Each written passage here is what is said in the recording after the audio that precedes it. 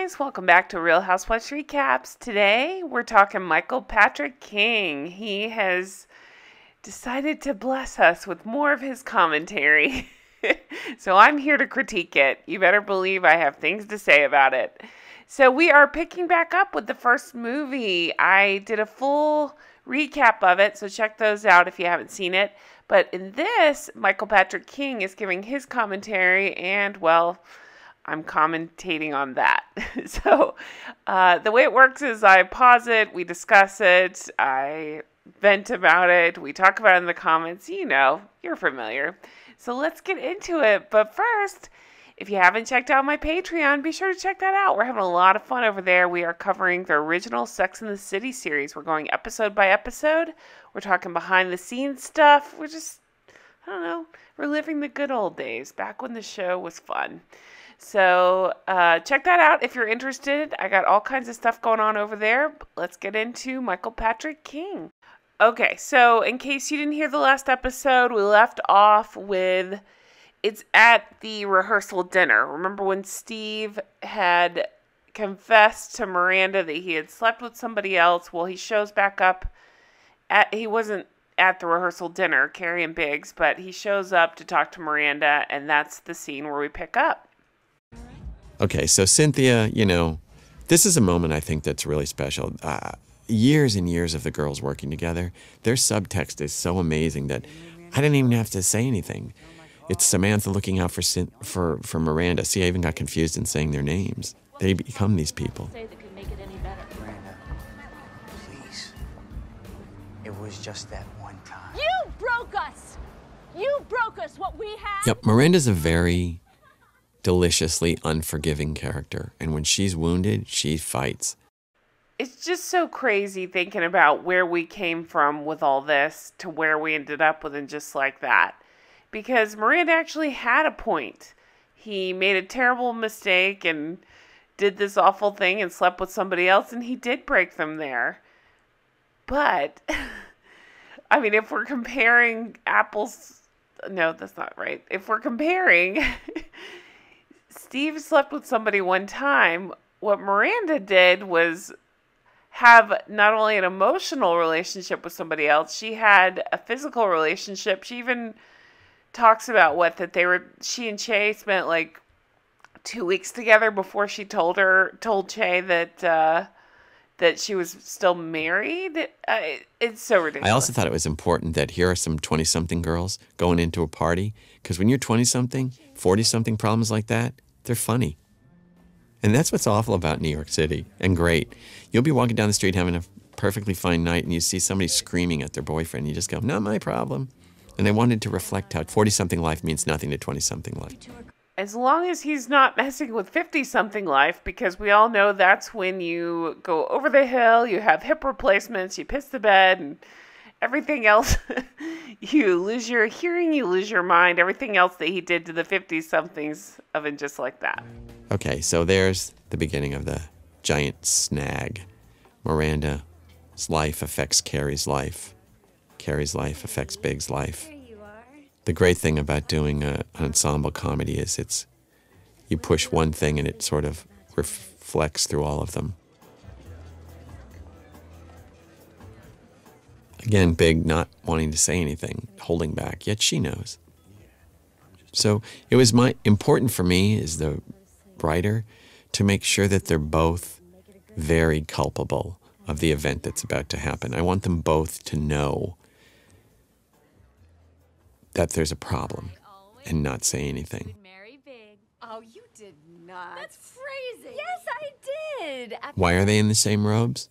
Well, Charlotte bought them. Pat Field said to me, let them all be in the same robes. And so we just decided Charlotte bought them all the same robes.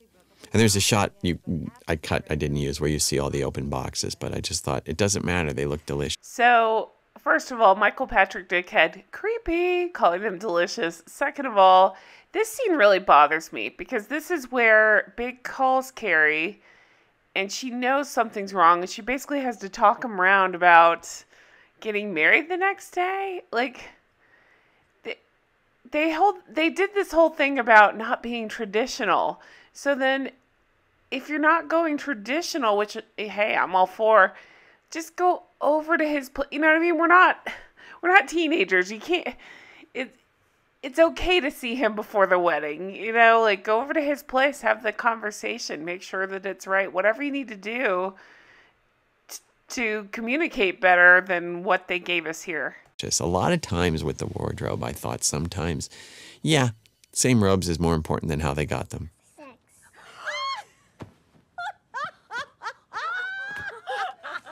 Allie Parker, who plays Lily, was a find.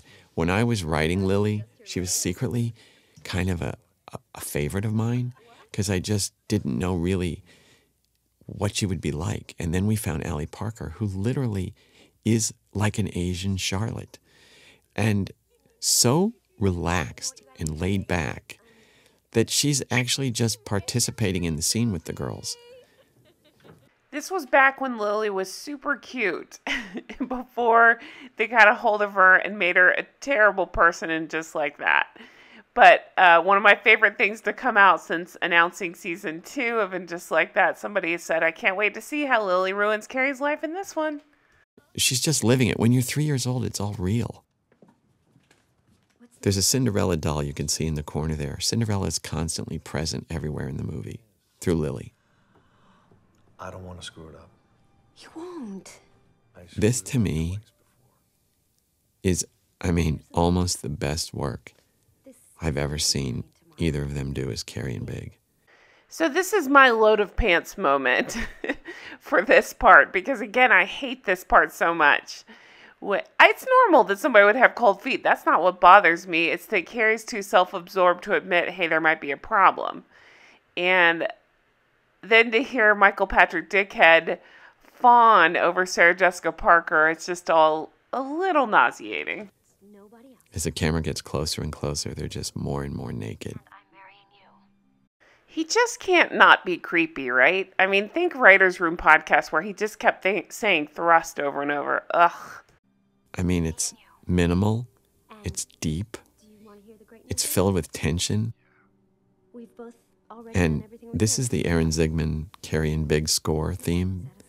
Aaron created a beautiful, emotional, restrained score for this movie, and from the minute he played me this theme, I knew I was going to be happy with everything he did.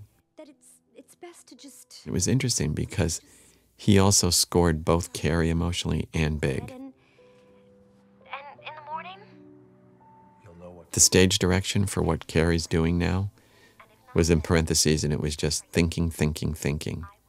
Sarah Jessica is such an amazing actress because she takes in everything you intended in the script and then makes it be like you never wrote it, it just happened. So you're gonna go to bed now, right? So, you guys, every time he does this, right? Every time I break these episodes up into, I don't know, like 15, 20 minutes, whatever it is, he's doing this. He's talking about what an amazing actress Sarah Jessica Parker is. And it's not just just the words he's saying, it's the pretentiousness with which he presents them.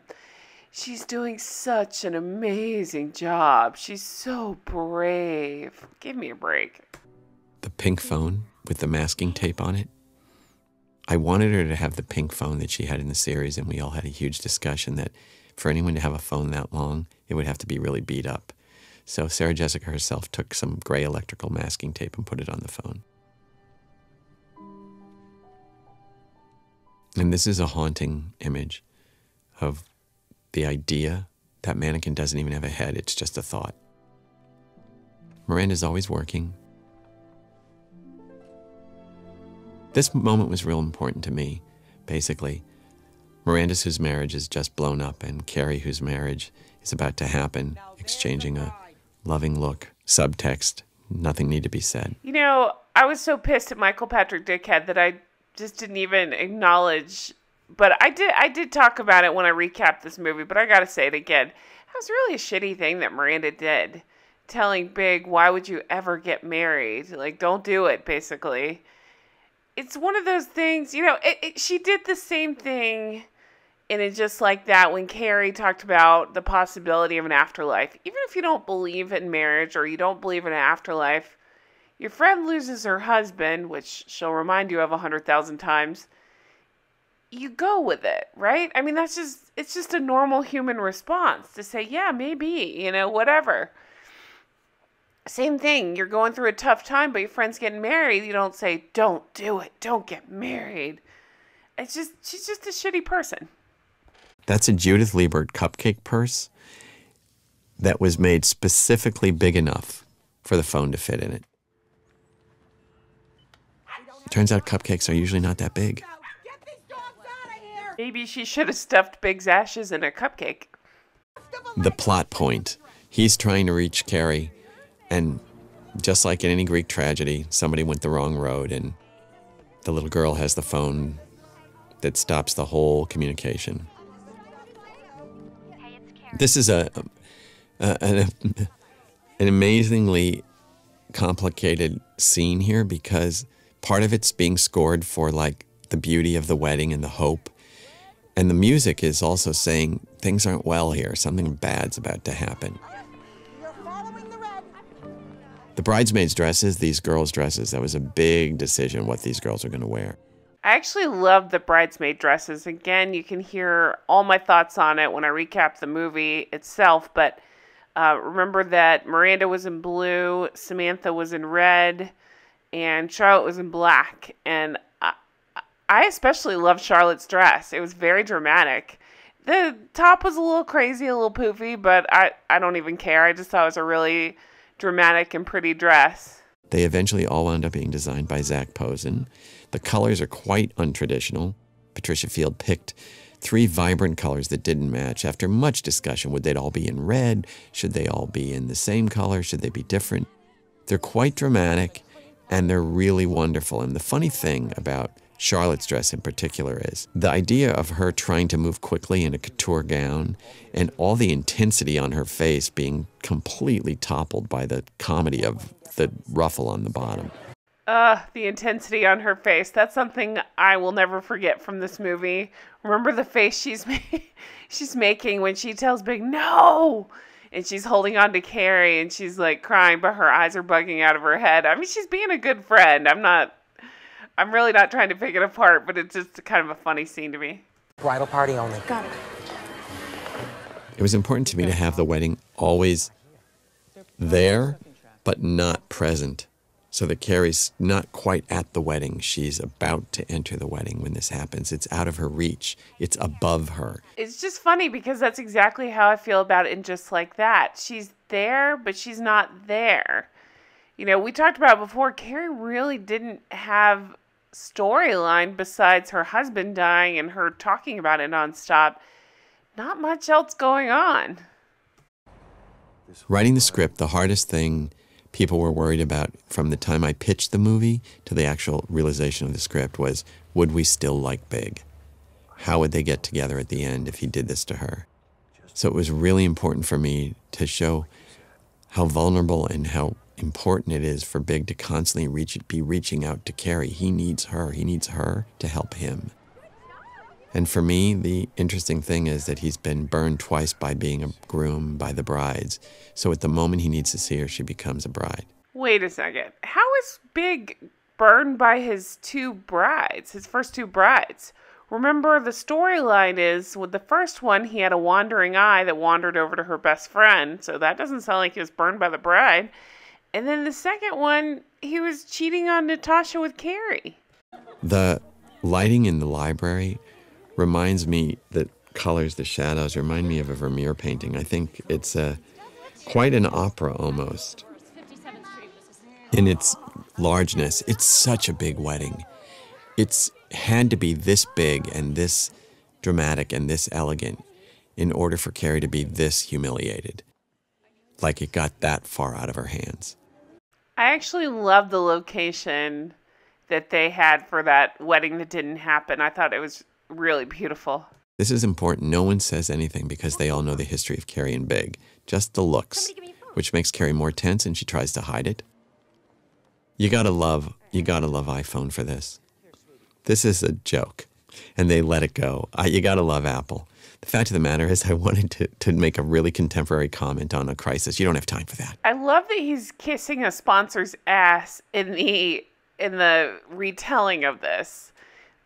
Apple has long time been a contributor to the show. It's we always see that logo prominently on Carrie's laptop, and yeah, he's even got to give them a shout out. They must give him a ton of money.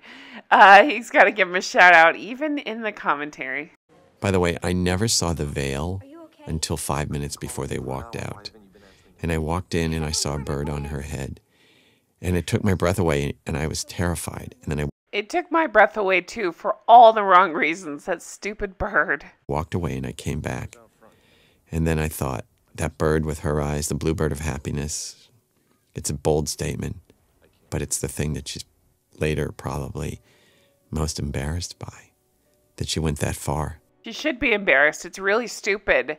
What's funny is, again, when I went through this movie before and talked about how I thought it was so stupid, that's one of the things I got the most comments on, is how much everybody hated that stupid bird in her hair. In the makeup, I got a ton of comments about how much we all hated the makeup that day. I mean, Sarah Jessica Parker, I wouldn't have written this arc if I didn't know she would play it.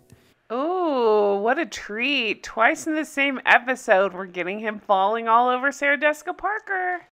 And seeing it on paper is one thing, and then actually seeing the extent of Carrie's pain really informed the rest of the movie for me, because we wound up shooting the wedding pretty early. Actually, the wedding was shot before the dark parts of the movie later.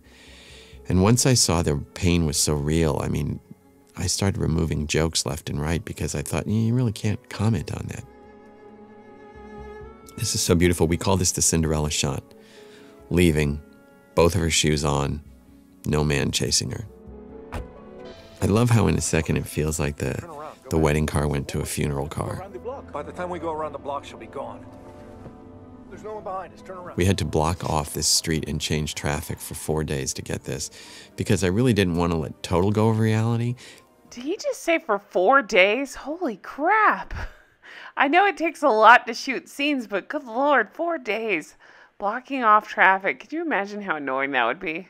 It is one-way streets all around the library. I wanted to show that Big realizes he made a mistake. This is almost like if it was a restoration piece, he'd be in a carriage running after her.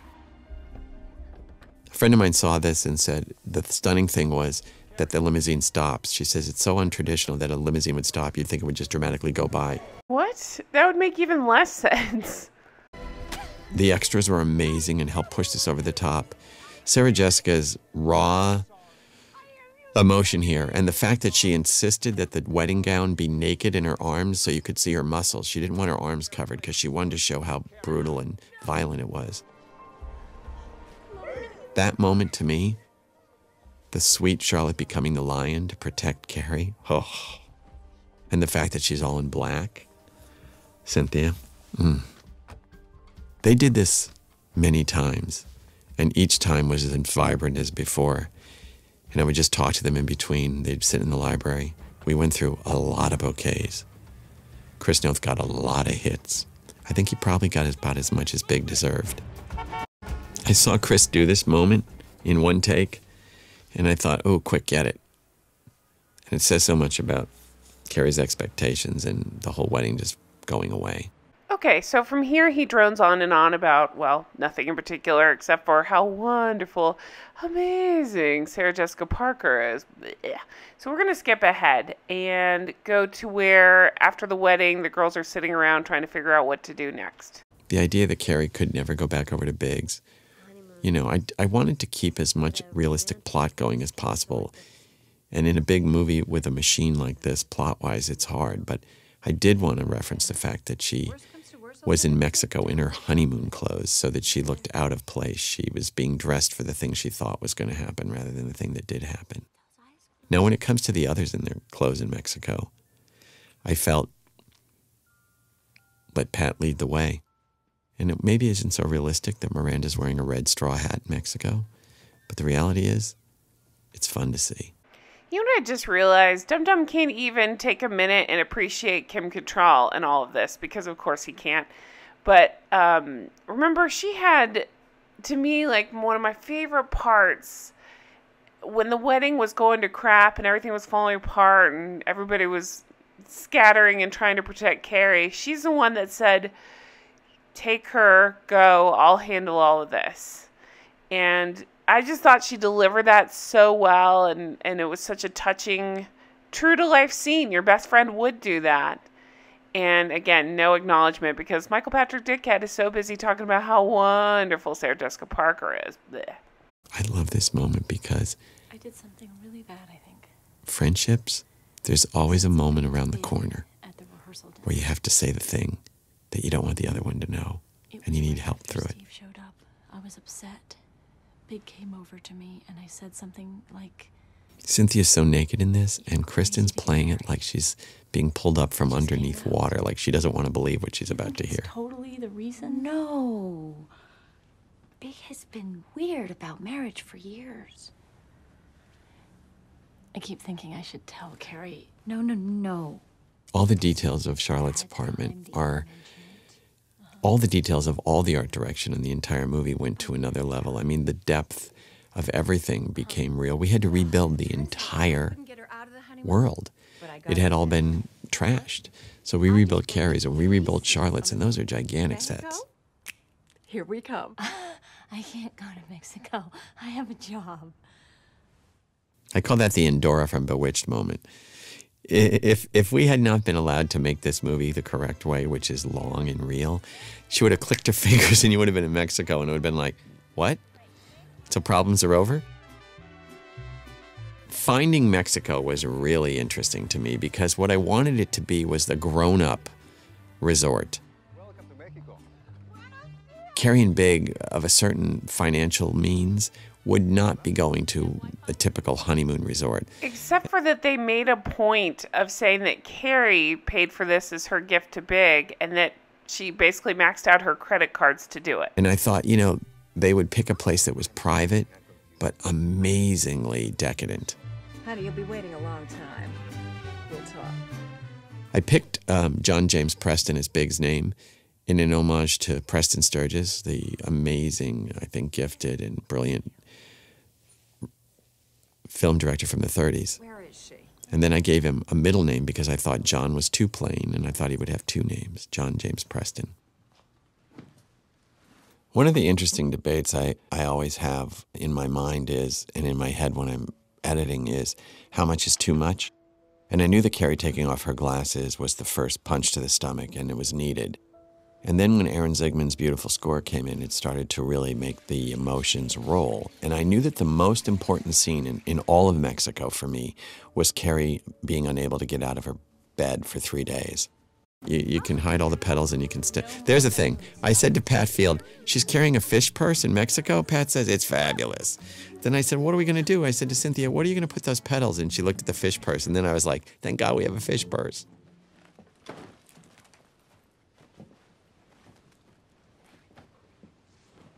Carrie's wearing everything from her honeymoon at once. That was the type of honeymoon she was planning. It's going to be a gorgeous sunset. Close the shutters.